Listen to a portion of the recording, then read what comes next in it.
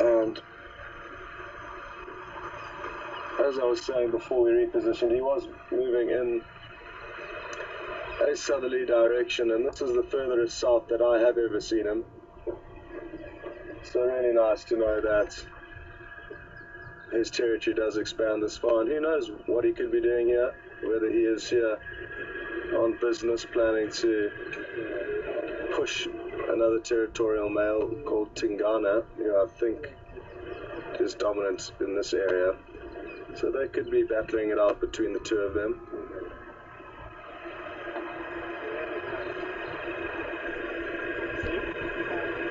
And who knows, maybe he's just taking a break and he may get active again.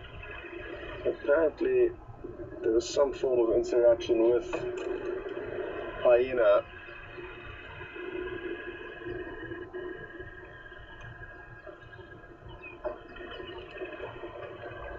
So I was just thinking about trying to make space. Another vehicle's just arrived and it is quite difficult to get views, but I think they are allowed on this property that they're driving through, whereas we are not. So it's okay for us just to put our two tires onto the side and get out the main road. But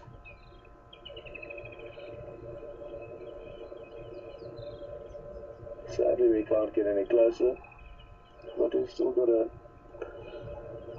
fairly decent view of them, considering the views people may have of leopard on safari. It can often just be a fleeting glimpse.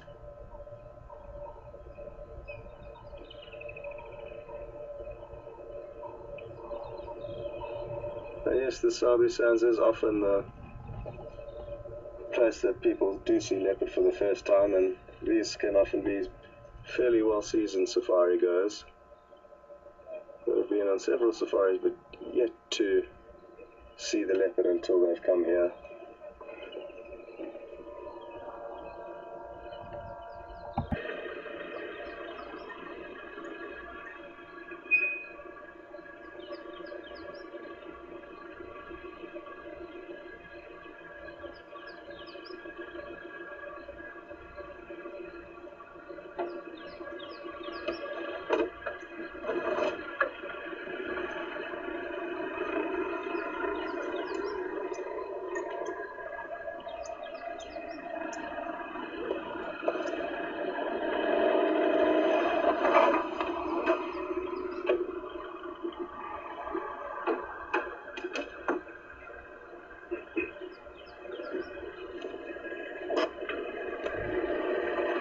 Feel pressured to show their guests as much as they possibly can while they are here, and even though their intentions may be good, it may end up not necessarily providing the best experience. It's a difficult one, but a problem that I'm thoroughly enjoying not having to deal with, as this safari experience is more ongoing, and because there's no definite kind of 3-day or short period of time, we can go out and enjoy whatever Mother Nature puts out for us, as opposed to racing around and trying to force sightings. So at first I thought they were fairly fresh, but then the track had some rain on them, so it was probably sometime last night or so. And there were big leopards coming in from Portsmouth, and I'm wondering if it wasn't maybe Mvula who came onto Gari and has gone all the way west to where Scott has got it now.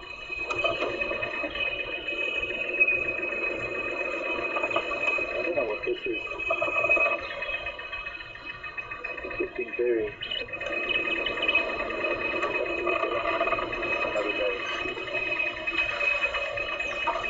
It's not the same leopard track that we saw on Leopard Road, and we're not track to the track. We're going to do a loop around the riverbed, and then I'm going to do another loop from Tin Dams going back to the riverbed towards back to their road, and we'll head east again and go and look for that, pull up on those other leopard tracks. That looks like she's pregnant too, so it's pretty heavy with her next child. very big, carrying quite low, so it looks like it's due fairly soon, no doubt. Little boy's just got his horns coming, but you can also see quite distinctly the dorsal crest that he has that the female doesn't have, even though he's looking like a female at the moment. It's quite interesting in that number of species of animals that males differ vastly from the females. And when the males are juvenile, they look more like the females, and that's so that the males don't get aggressive with them until they're old enough to actually be able to defend themselves. Of course, in some species, the presence of a dominant male can suppress the young males from coming into full color, and it's only really a dominant territorial male, especially in some of the things like reptiles and some of the lizards and fish. And the young males all look like females. Of course, different with the mammals. He will, as he's growing, he's going to slowly get darker and his horns a bit longer.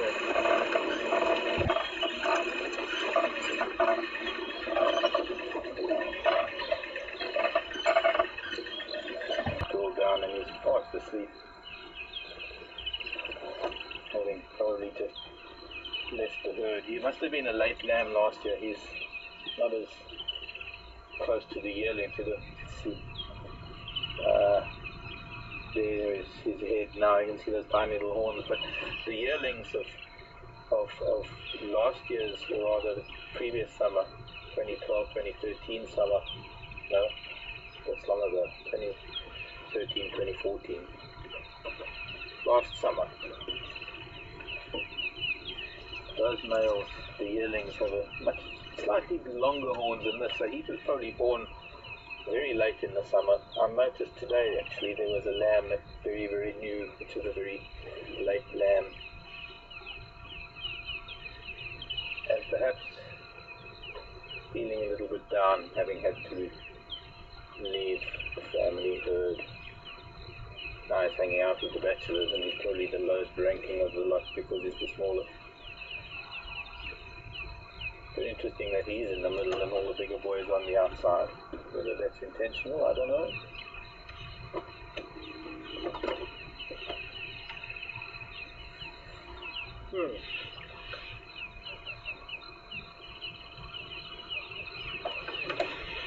They're looking.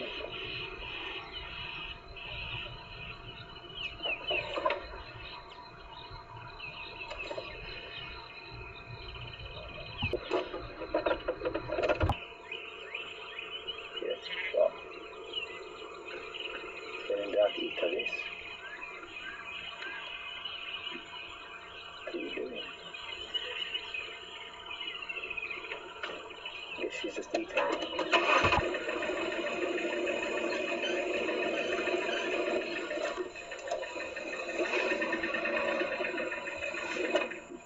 She's been digging. Snout is full of mud.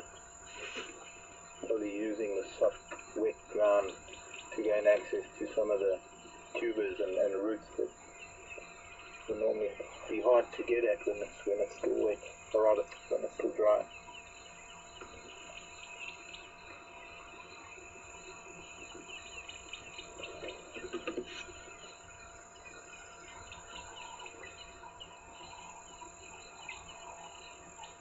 You'll notice with warthogs, the upper tusks of the females have a much tighter curve to them, and she doesn't like me talking. Much tighter curve. The male's curve is a lot more open.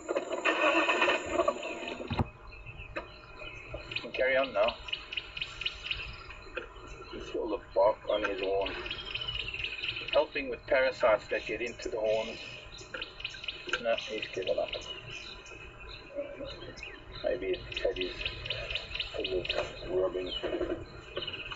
Perhaps the tannins help with the parasites that develop on the horn, and later, once they die, actually bore into the horn, and that's a larger of the moth that actually